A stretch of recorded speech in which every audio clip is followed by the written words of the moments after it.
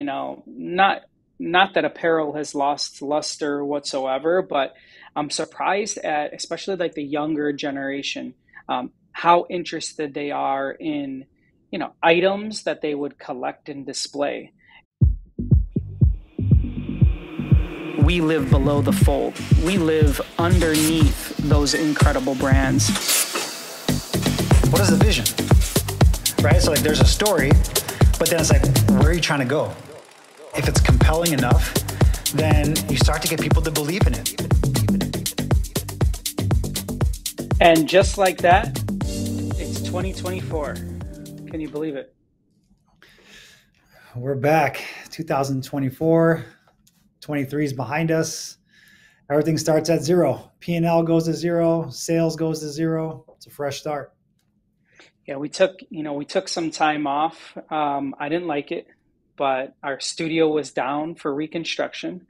And December is it's like an odd time. It's like you're supposed to not be busy, but somehow, some way, you're busy doing something leading up into the beginning of the year, whether that's annual planning or we had Christmas parties in both locations. It was like we were just like all over the place, busy. Carlo, I know you came to the table today with what I think is a great category addition and something. We did a lot of offsite planning, as I mentioned. We spent a lot of time on initiatives for 2024. So I'm going to let you go ahead and introduce today's topic. It's a category release episode. Go ahead, give it to us. Yeah, we're going to talk about what the industry typically calls hard goods, promo products, swag, as people might call it. It's such a big product line for all of us that are in the merch industry, and we're putting a little bit of a twist on it for us internally. We like to call these things collectibles. So we're going to talk a little bit about the benefits of collectibles and different products in the hard good category that can fit really well in a product line and the importance of them in having that type of collectible item that fans can actually connect to. So that's what we're going to talk about.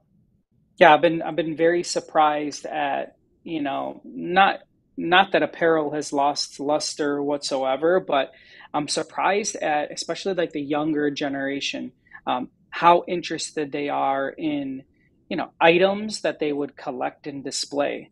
Whether that's, and we're going to just dive into categories and what we're kind of seeing that's hot, but like, seeing young kids that are buying like plushies and bobbleheads and figures and stuff like that, it's really been incredible to watch. And I think also like in a digital era where like everything seems to go online, having something like that you could touch, like that's an actual, collectible item has become more and more popular.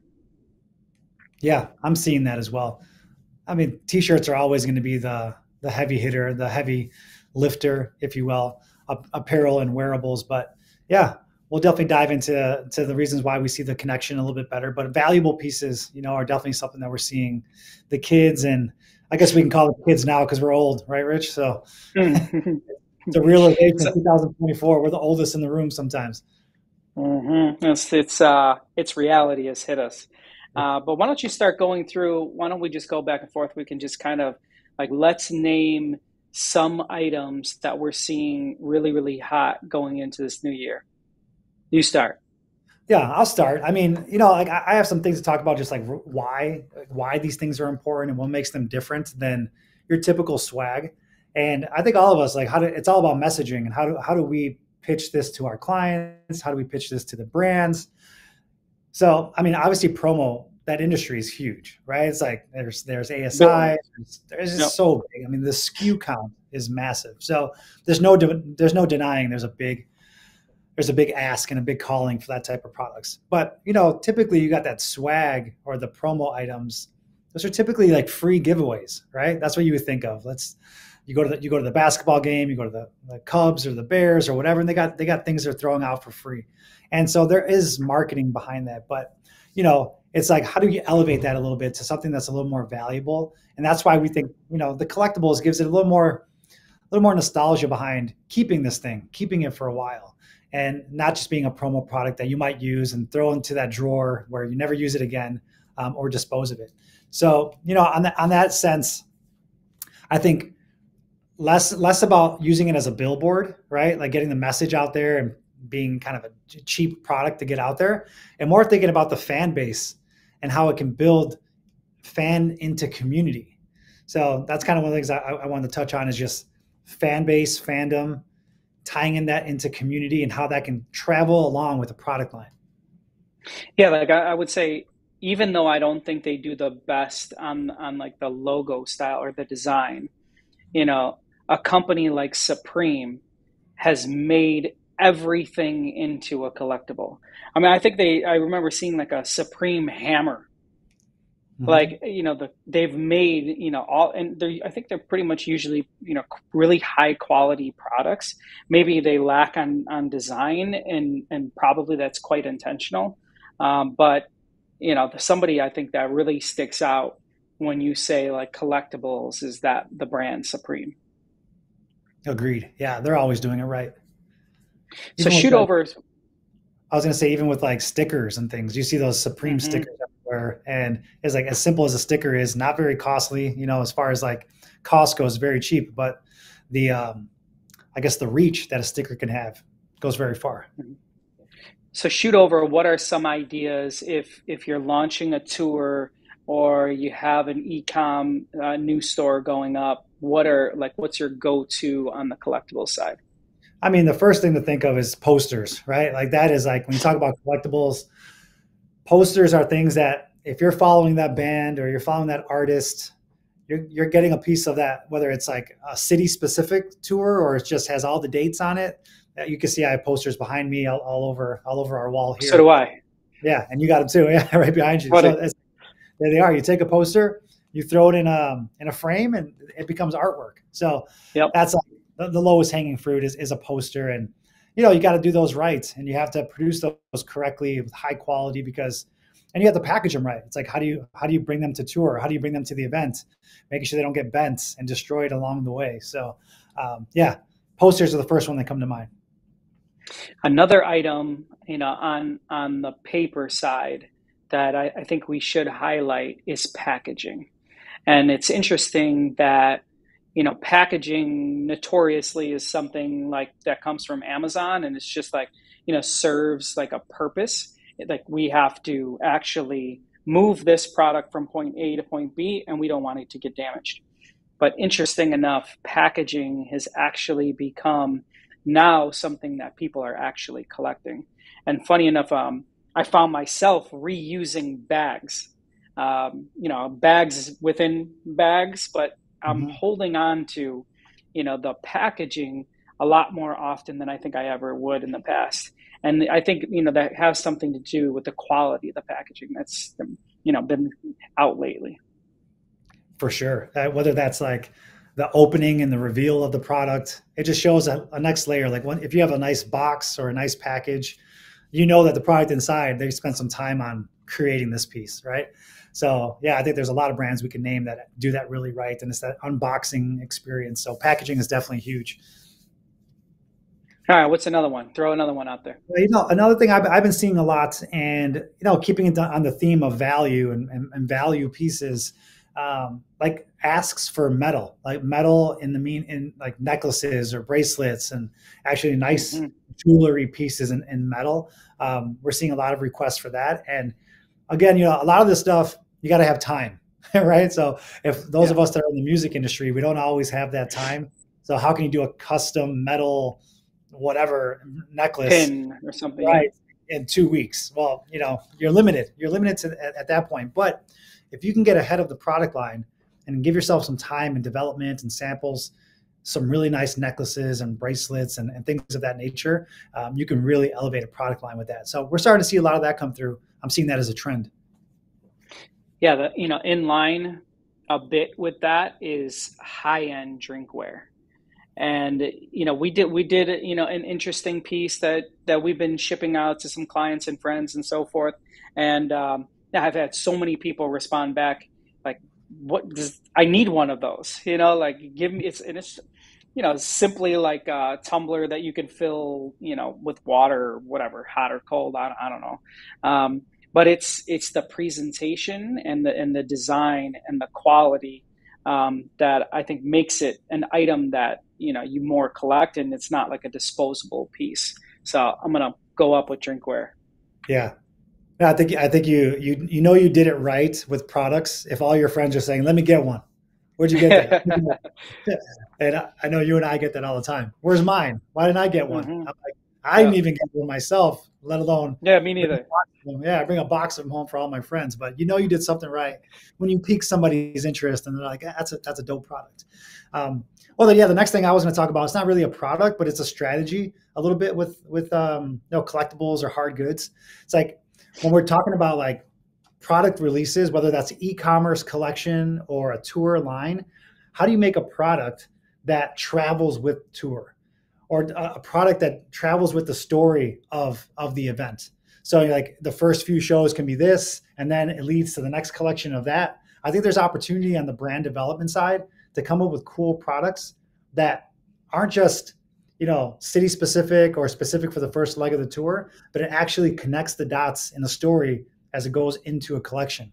And that could be for e-commerce brands too. The summer collection versus the fall collection, and how those pieces speak to each other. And at the end, you have a collection of product that all make the story and can add to that collectible piece. I think that's a strategy that can be used, whether that's brand development or creative. You for sure looked at my notes, didn't you? You went in, I you went in, will. you went into my docket and just yanked. So Yeah. I want to add one other idea that I wanted to throw out there that I've seen, and maybe it's just because I've been down here at our Daytona facility, so I've had ample time of playing with 5 year olds and under. And interesting enough, like I'm finding that like these games are huge, and it's like whether it's an influencer or a YouTuber or just a kid that rips the packaging off, is that they're creating these like collectible games, and they're just like the same kind of Monopoly, you know what's that other one, like Shoots and Ladders, Mhm. Candyland. They're just like dulling those down and creating these games, that all the kids love. I mean, like, and it's not something wildly complicated even to make, but definitely, like you said, like with the games, they could be collectible, styles and moves throughout, the tour or throughout the year, where you can get an extra game piece, for a different city. There's like endless ideas when it comes to like actual physical games. Right. Yeah, that's kind of like the definition of a collectible, right? It's like you put them all together and it matches and becomes a story at the end.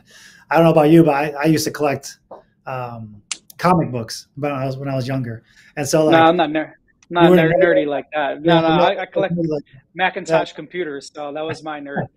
Yeah, and I used to collect. I got a pretty decent stash. I don't know if it's a value of anything, but it's like you're going after the one that is like listed number one, or has the number one on it, the issue, and you collect those to kind of bring it all together at the end. So yeah, one thing I was going to say, last thing for me is, I don't know, this might be something you're going to talk about too, but like how old school are awards? You ever go to these promo Mhm. shows, like all the awards, like the plaques and shit? It's like, what is that? Like, how old school is that industry? But upping the award, I know we just did some stuff internally where it's like, we framed it and we sent it out and things like that. That's a collectible. It also falls in line of a promo product. So how you can up the game on awards, and it can be something elevated a little bit that ties into the theme. Yeah, no, I love that. I feel like, awards also can be, something that travels, and like I'm finding more and more that like a connection over time is more and more important. And I'm gonna go the opposite way on my last collectibles item, um, which is kind of like the current state of the digital. But have you watched anybody play Fortnite yet? I haven't watched anybody, but I'm familiar with Are you it. familiar? Right, right. Yeah. So I had my 11-year-old nephew, um, and I just sat there and watched him play Fortnite, and it was unbelievable. And these kids are buying skins; they're paying money for skins, and like it was just insane to me to see. I was like, "What do you mean you're buying? Like you don't? Where do you get the shirt? Like you don't get it in the mail? Like you can't wear it?" He's like, "No, my character is wearing it." And like I just saw like the little bank account, ching, ching, and then his dad's credit card getting ran. But Mhm. I think there's sizable opportunity as well. My only item that I had on the list that is digital and not a physical piece is for artists and brands to get into this digital world of skins as well. It was pretty crazy to see. It was my first time being exposed. I don't play Fortnite. I've never been never bought a skin or anything like that, but it was definitely something that was like mind opening. Yeah, it's a force to be reckoned with. It definitely is out there. Cool. Yeah, Well, this is good. A category release. We're definitely gonna get into more category releases. Try to bring many different ideas. We'll be reviewing products. We'll be bringing on some great guests in 2024, and just keep it rolling. Right. keep it rolling. Yeah, I was going to say to anyone out there, any listeners, we may only have 5 listeners, or we may have 500. Who knows? It's hard to track and measure. But Rich and I will be out at PPAI in Vegas. We'll be out at ISS. Come up to us. Let's talk. Let's talk products. Let's talk topics. Hope to see a lot of the industry people out there while we're out on the road.